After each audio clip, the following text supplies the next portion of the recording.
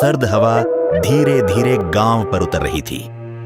चाय की दुकान के बाहर पीली रोशनी धुंध में तैर रही थी।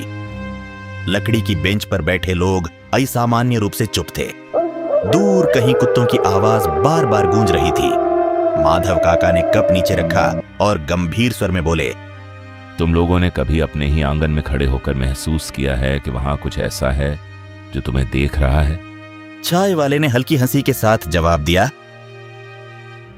काका, रात में दिमाग ज्यादा सोचता है, खाली घर भी भरा हुआ लगता है। माधव काका की आंखें कुछ पल के लिए स्थिर हो गईं। घर खाली तभी लगता है जब वहां कोई और नहीं रहता, लेकिन कुछ जगहें कभी सच में खाली नहीं होती। कुछ महीनों पहले निखिल शहर से गांव लौटा था। वह अपने पुश्तैनी घर को ठीक कराने आया था।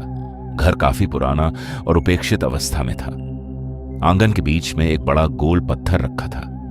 वह पत्थर दरअसल पुराने कुएं का ढक्कन था।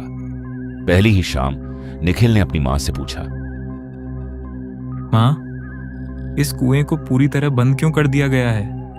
इसमें तो अब पानी भी नहीं दिखता। मां का चेहरा अचानक गंभीर हो गया। उस कुएं के बारे में ज्यादा मत पूछ, बस उसे ऐसे ही ढका रहने दे, यही हम सबके लिए ठीक है। निखिल ने उस समय बात को हल्के में लिया। पहली रात घर सामान्य रूप से शांत था। पुरानी लकड़ियों की हल्की चरमराहट सुनाई दे रही थी। दीवारों में जमी नमी ठंड को और गहरा कर रही थी। रात ठीक 12:17 पर एक अजीब आवाज सुनाई दी। वह आवाज आंगन की दिशा से आ रही थी। आवाज ऐसी थी जैसे कोई पत्थर पर नाखून रगड़ रहा हो। निखिल बिस्तर से उठकर खिड़की के पास गया। आंगन बिल्कुल खाली दिखाई दे रहा था। कुएं का पत्थर अपनी जगह पर रखा हुआ था। फिर भी उसे साफ महसूस हुआ कि आवाज उसी के भीतर से आ रही है। दूसरी रात आवाज और स्पष्ट हो गई। अब वह केवल खरोंचने की नहीं थी। उसके बीच बीच में हल्की फुसफुसाहट भी सुनाई दे रही थी। फिर धीमी आवाज आई, खोलो। निखिल का गला सूख गया। ये जरूर हवा होगी या शायद कोई जानवर अंदर फंस गया होगा। फिर उसी आवाज ने उसका नाम लिया, निखिल। उस आवाज में नमी और ठंडक दोनों थी। अगली सुबह निखिल ने फिर मां से बात की। मां, क्या सच में इस कुएं में किसी के साथ कुछ हुआ था? तुम मुझसे सच क्यों छुपा रही हो? मां की आंखें भर आईं। तेरे दादा की बहन कहती थी कि कुएं से कोई उसे बुलाता है। एक रात वह गई और फिर कभी वापस नहीं आई। निखिल ने महसूस किया कि मां अभी भी उस घटना से डरी हुई थी। तीसरी रात निखिल ने आईने में खुद को देखा। आईने में उसका कमरा साफ दिखाई दे रहा था, लेकिन उसके पीछे आंगन में एक भीगी आकृति खड़ी थी। उसके बाल चेहरे पर चिपके हुए थे। उसकी आंखें खाली और गहरी थीं। निखिल ने तुरंत पलट कर देखा। आंगन फिर से खाली था। जब उसने दोबारा आईने में देखा तो वह आकृति और करीब आ चुकी थी। अब हर रात आंगन में गीली मिट्टी की तेज गंध भर जाती। घर की फर्श ठंडी और नमी से भरी लगती। कुएं का पत्थर हल्का सा खिसका हुआ दिखता। एक रात निखिल ने हिम्मत करके पत्थर को छुआ। वो पत्थर असामान्य रूप से ठंडा था, जैसे वह भीतर से भीगा हुआ हो। अंदर से आवाज आई, तू घर में नहीं है। निखिल कांप गया और बोला, मैं यही हूं, ये मेरा घर है। तू कौन है जो ऐसा कह रहा है? हंसी की हल्की गूंज आंगन में फैल गई। 5वीं रात निखिल ने निश्चय कर लिया कि वह सच देखेगा। आधी रात के बाद वह धीरे धीरे आंगन में उतरा। चांद की रोशनी फीकी और ठंडी थी। चारों तरफ असामान्य शांति थी। उसने कुएं का पत्थर हटाया। अंदर पानी नहीं था। अंदर केवल अंधेरा भी नहीं था। अंदर उसका अपना चेहरा दिखाई दे रहा था, लेकिन उस चेहरे की आंखें काली थीं। मैं नीचे बंद था और तू ऊपर रहता था। अब समय आ गया है कि हम अपनी जगह बदल लें। निखिल पीछे हटते हुए बोला, मैं असली हूं, तू केवल एक परछाई है।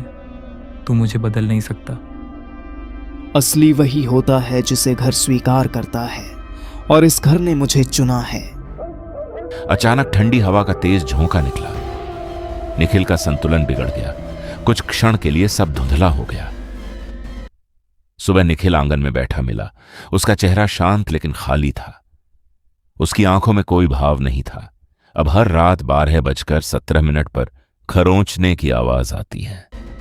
घर के अंदर खड़ा निखिल खिड़की से बाहर देखता है और कुएं के भीतर से कोई धीरे धीरे पत्थर पर नाखून घिसता है। माधव काका ने कहानी खत्म की। चाय की दुकान में गहरा सन्नाटा फैल गया। उसी समय बाहर से गीली मिट्टी की गंध आई। चाय वाले ने घबरा कर पूछा, काका, क्या आपके घर का कुआं अब भी ढका हुआ है या आपने कभी उसे खोला है? माधव काका ने धीमी मुस्कान के साथ जवाब दिया, मैंने उसे कभी नहीं खोला, क्योंकि कुछ दरवाजे एक बार खुल जाएं तो फिर बंद नहीं होते। माधव काका ने कहानी आगे बढ़ाया। उस रात के बाद घर पहले जैसा नहीं रहा। दीवारों पर हल्की नमी हमेशा बनी रहती थी। आंगन की मिट्टी अक्सर गीली दिखाई देती थी, जबकि आसमान कई दिनों से साफ था। निखिल अब कम बोलता था। उसकी चाल धीमी और असामान्य हो गई थी। वह अक्सर आंगन में देर तक खड़ा रहता था, जैसे किसी की प्रतीक्षा कर रहा हो। मां ने एक रात उससे पूछा, तू आधी रात को आंगन में क्यों खड़ा रहता है? किससे बात करता है? मुझे सब सच बता। निखिल ने धीरे से उठाया। मैं किसी से बात नहीं करता माँ, बस कभी कभी नीचे से आवाज आती है और मुझे सुनना पड़ता है। मां का चेहरा डर से पीला पड़ गया। अब खरोंचने की आवाज केवल कुएं तक सीमित नहीं रही। वह आवाज आंगन की फर्श पर भी सुनाई देने लगी, जैसे कोई नीचे से बाहर निकलने की कोशिश कर रहा हो। एक रात पत्थर अपने आप थोड़ा सरक गया। उसके नीचे से ठंडी हवा का झोंका उठा। उस हवा में गीली मिट्टी और सड़े पानी की गंध थी। मां ने दरवाजे से देखा। निखिल कुएं के पास झुका हुआ था। वह धीमी आवाज में कुछ बुदबुदा रहा था। अगली सुबह मां गांव के पुजारी के पास गई। उसने पूरी घटना बताई। पुजारी ने गंभीर स्वर में कहा, अगर कुएं के भीतर वाला बाहर आ गया है तो असली बेटा शायद नीचे रह गया होगा। मां की सांस रुक गई। क्या मेरा बेटा अभी भी जिंदा हो सकता है या वह हमेशा के लिए खो गया? पुजारी ने आंखें बंद कर ली। कुछ जगहें आत्मा को बदल देती है। वहां जो ऊपर दिखता है वह हमेशा असली नहीं होता। उस रात मां ने हिम्मत की। वह आंगन में धीरे धीरे उतरी। चांद की रोशनी फीकी और धुंधली थी। कुएं का पत्थर आधा खुला हुआ था। निखिल वहां खड़ा मुस्कुरा रहा था। अगर तू मेरा बेटा है तो मेरी आंखों में देख और सच बता कि नीचे कौन है। निखिल की मुस्कान और चौड़ी हो गई। नीचे कोई नहीं है माँ, वहां सिर्फ अंधेरा है। लेकिन अगर तुम चाहो तो खुद देख कर आ सकती हो। उसकी आवाज में ठंडापन था। मां ने साहस करके कुएं में झांका। अंदर अंधेरा स्थिर नहीं था। अंधेरे के भीतर हल्की हरकत थी, जैसे पानी के बिना भी लहरें बन रही हों। अचानक भीतर से आवाज आई, मां। वह आवाज निखिल की थी, लेकिन वह आवाज कुएं के भीतर से आ रही थी। मां चीख पड़ी। ऊपर खड़ा निखिल धीरे धीरे बोला, हर घर में एक जगह होती है जो खाली नहीं रह सकती। किसी को ऊपर रहना होता है और किसी को नीचे। मां पीछे हट गई। मुझे मेरा असली बेटा वापस चाहिए। मैं उसे छोड़कर नहीं जाऊंगी। अंदर से फिर आवाज आई, अगर एक ऊपर रहेगा तो दूसरा नीचे रहेगा। यही इस घर का नियम है। मां ने आंखें बंद कर ली। उसने गहरी सांस ली, फिर धीरे धीरे पत्थर को पूरी तरह हटाया। आंगन में हवा अचानक भारी हो गई। चारों तरफ ठंड फैल गई। मां ने आखिरी बार ऊपर खड़े निखिल को देखा। अगर नीचे मेरा बेटा है तो आज मैं ऊपर नहीं रहूंगी। और वह कुएं के भीतर कूद गई। सुबह गांव वाले इकट्ठा हुए। आंगन में कुएं का पत्थर फिर से बंद था। घर के भीतर निखिल बैठा था। उसका चेहरा पहले जैसा था। उसकी आंखों में अब भाव लौट आए थे, लेकिन आंगन से अब भी खरोंचने की आवाज आती थी। अब वह आवाज निखिल की नहीं थी। वह एक औरत की धीमी आवाज थी। गांव का एक लड़का था, आदित्य, सीधा साधा, किसी से झगड़ा नहीं। उस रात वो अपने दोस्त के घर से देर से लौट रहा था। रात 10:30, गली खाली, स्ट्रीट लाइट आधी बुझी हुई, हवा में अजीब ठंड। जैसे मौसम से ज्यादा। आदित्य चलते चलते अचानक रुका। उसे लगा कोई पीछे चल रहा है, धीमे, ठीक उसकी चाल के साथ। वो रुका, आवाज भी रुकी। उसने खुद से कहा, बस मेरा वहम है, गली खाली है, कोई नहीं है। वो फिर चला, फिर वही कदम, टप टप, तीसरा कदम। उसने धीरे से पीछे देखा। गली बिल्कुल खाली, सिर्फ पीली लाइट और लंबी परछाई। लेकिन परछाई अजीब थी। वो उसकी चाल से आधा सेकंड पीछे चल रही थी, जैसे उसे पकड़ने की कोशिश कर रही हो। आदित्य का गला सूख गया। अचानक उसे दादी की बात याद आई, अगर रात में कोई पीछे से नाम ले तो मत मुड़ना। जैसे ही उसने ये सोचा, आवाज आई, आदित्य। धीमी, खिंची हुई, जैसे किसी ने लंबे समय बाद बोलना सीखा हो। उसे अपनी गर्दन पर ठंडी सांस महसूस हुई, इतनी ठंडी कि उसकी त्वचा सुन्न हो गई। वो कांपते हुए बोला, कौन है? सामने आओ, छुप कर आवाज मत दो। कोई जवाब नहीं, लेकिन कदम अब और पास थे, जैसे कोई उसकी एड़ी के ठीक पीछे चल रहा हो। उसने नीचे देखा। जमीन पर उसकी परछाई थी, लेकिन उसके साथ दूसरी परछाई भी, लंबी, झुकी हुई, उसके कंधे से लगी हुई। लेकिन पीछे देखने की हिम्मत नहीं हुई। वो घर पहुंच गया, दरवाजे के सामने खड़ा, हाथ कांप रहे थे। चाबी गिर गई, झुककर उठाई, और उसी पल उसने देखा दरवाजे की परछाई में उसके पीछे कोई खड़ा था। लेकिन असली गली में कुछ नहीं। डर इंसान से गलती करवाता है। उसने पीछे मुड़कर देख लिया, बस एक पल के लिए।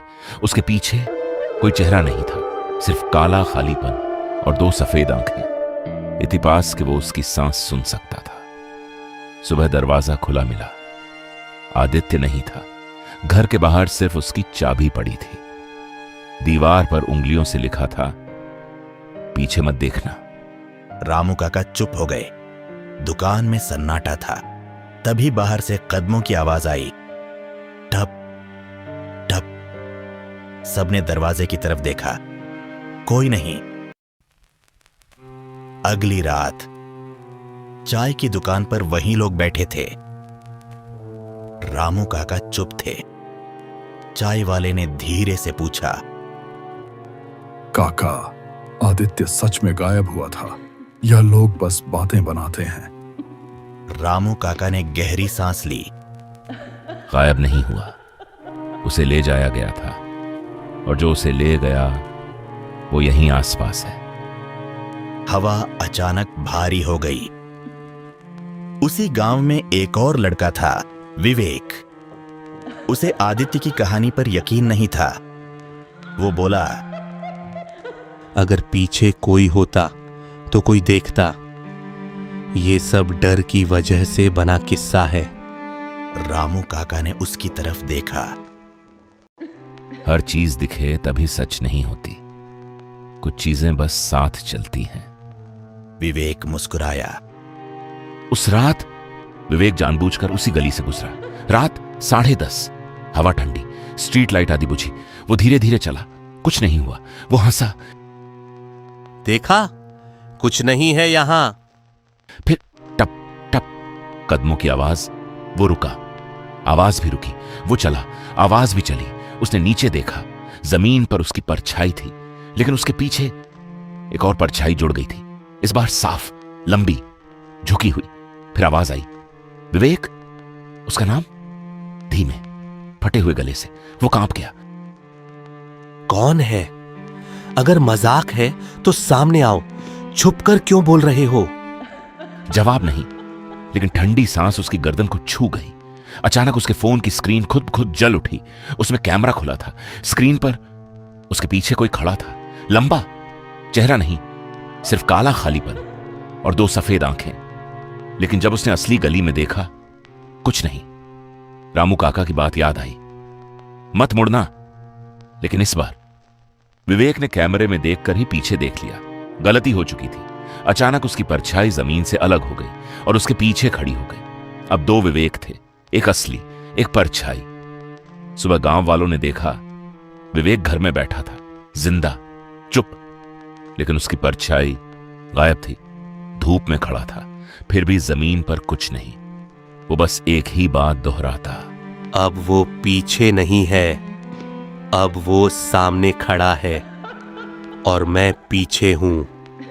जब कोई पीछे मुड़ता है वो चीज उसकी जगह ले लेती है और असली इंसान परछाई बन जाता है।